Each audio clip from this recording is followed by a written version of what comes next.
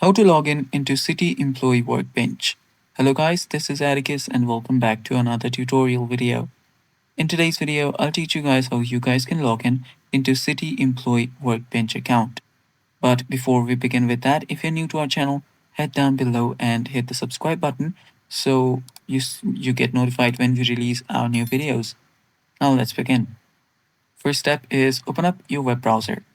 On your web browser, simply search for this website, that is workplace.citi.com. After you type this website in, hit enter and it should take you to this page. Now all you have to do is move on with employee login right here. Tap on this and from here you can select your location. So let's say Asia Pacific, let's say this, and this should take me to another page where I can enter my login credentials. So from here, type in your username and then your password and tap on login and you're then logged in into your account.